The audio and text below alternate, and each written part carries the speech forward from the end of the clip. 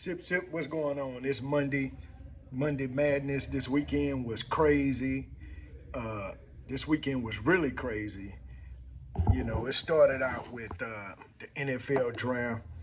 We got NFL draft with Shedeur Sanders possibly going number one, number two within the top five of this year's NFL draft, and he didn't get drafted. He slipped to the fifth round for whatever reason.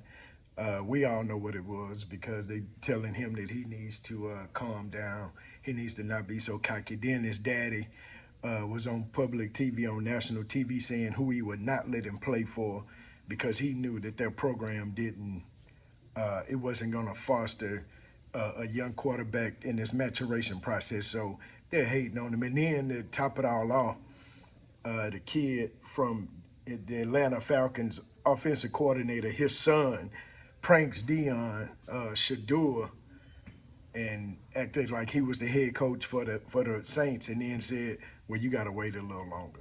You know, the prank call, and then he doesn't have any repercussions. The coach is not going to lose his job.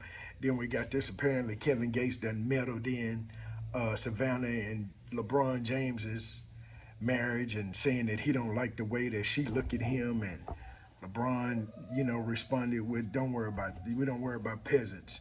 And then he goes and gets a courtside seat to that event, to the game the other day.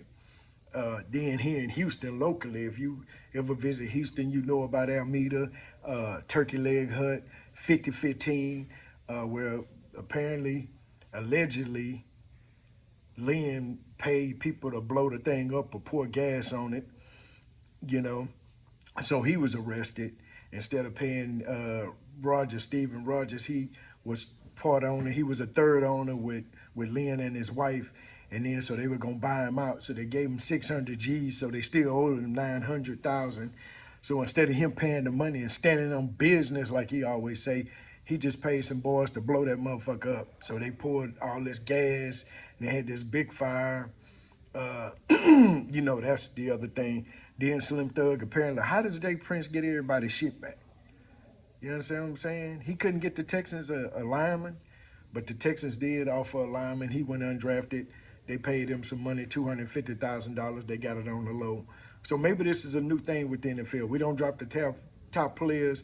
We just let them go, you know, slip in the draft, and then we get them after that. I don't have no problem with that as a business person, but you know, come on, Shedeur should have gone in the first round. Even President Trump, the Trumpster, the orange man, the flatulence, you know, Mac flatulence. He even said the owners are stupid for not drafting Shedeur.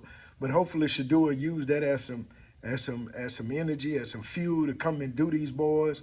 And then we have Lord have mercy,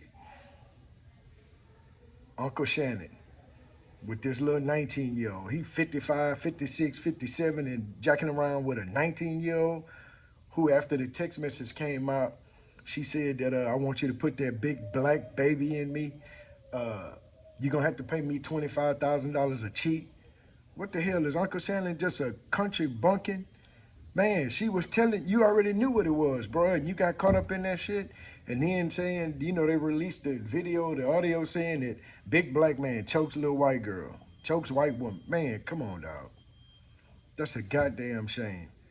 And then these boys here in Houston over the weekend, uh, this last weekend in April, these boys had 7 shootings this weekend. So, hey, I'm just recapping the madness on this Monday. So it's gonna get crazier. But y'all stay tuned because it's gonna be crazier and crazier.